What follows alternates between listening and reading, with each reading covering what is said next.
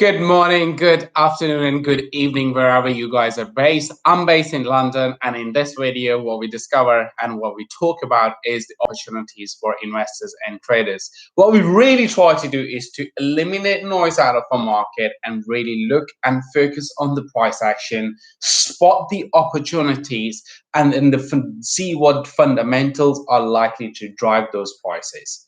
My name is Naeem Aslam. I come with a wealth of over 15 years of trading experience. This time period, I have worked as a hedge fund trader for Bank of New York Mellon and in equity trading for Bank of America. Currently, I work as a chief market analyst for EverTrade. Now, if you haven't subscribed to our channel, please do smash that like button because it will help you to get all the understanding the moment that we go live, and then will also give you the opportunity to ask me as many questions as you can while we are live in this session, because I do have computer right in front of me and I can see the questions coming. Now, in this particular stock market, what we're really going to look at, or in this stock market segment, what we're really going to be looking at, we're going to be looking at equity market, and that means we'll be looking at the Dow Jones, S&P 500 index, the DAX, the FTSE. We'll be focusing in the Forex market, specifically focusing on what's going on with sterling and euro.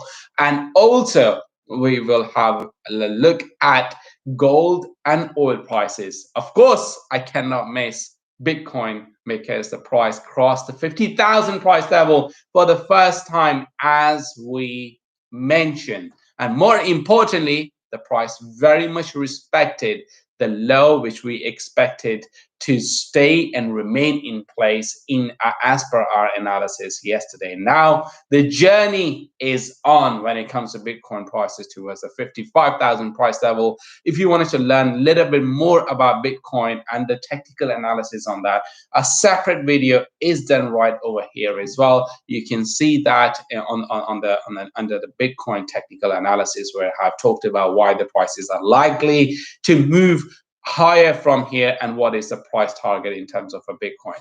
But overall, when it comes to Bitcoin fundamentals, what is really driving is two different factors. Number one, US banks finally have joined this rally and that they started to invest in Bitcoin. And of course, US corporates, where we have companies like Tesla, they are also going into this one. But what really can drive the price from 50,000 to 100,000 remains a big question. And for me, there are two factors which are really going to drive that. Number one, more adoption of Bitcoin, and number two is more support from institutions and US corporates that is really going to drive the prices higher. Now, yesterday in our interviews, we talked about that. Look, there are genuine concerns on the market of Bitcoin supply. You're becoming short, so there is a bit of a FOMO among investors and traders who are really trying to get into the market and then trying to get some piece of this Bitcoin. But overall, Bitcoin prices are likely to continue their journey towards the 65,000 price level from here, and that is the next target that I'm very much focused on. And perhaps after that is 70,000. But the long-term target in terms of a Bitcoin is still very much going to be the 100,000. However, there is one warning to these particular optimism, and that is mentioned in that technical analysis video, and I've also explained the reason why I believe that there is a possibility of a retracement, or let's say a move to the downside, but certain conditions need to be met in order for that to happen. Now, when we look at equity market, yes, we are seeing that persistency of move to the upside. A lot of optimism is still very much in the market about this coronavirus lockdown once for all out of our life, and then we can continue go back and live our life normally the way that we used to, and that is very much still driving the price action. But today the markets are taking a little bit like a move. They seem move to the downside, and there's no really primary reason for that, because we had the data out of the UK which confirmed that the CPI numbers were very good.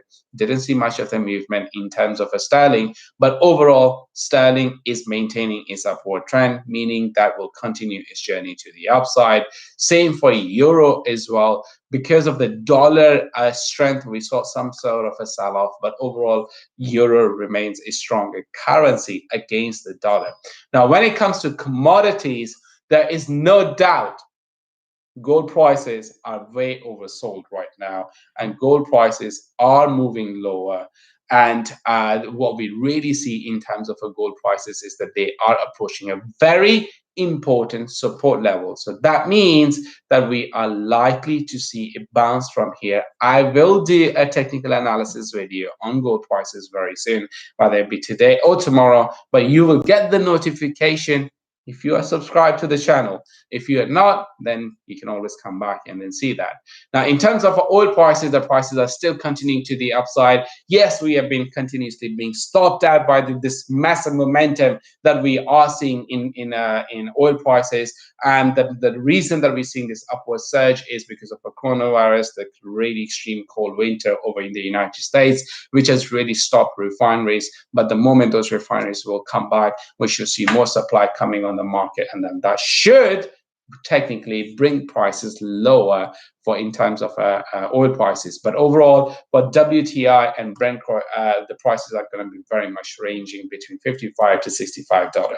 That's all for now. And if you like the content, give us a like, and then I'll see you guys tomorrow.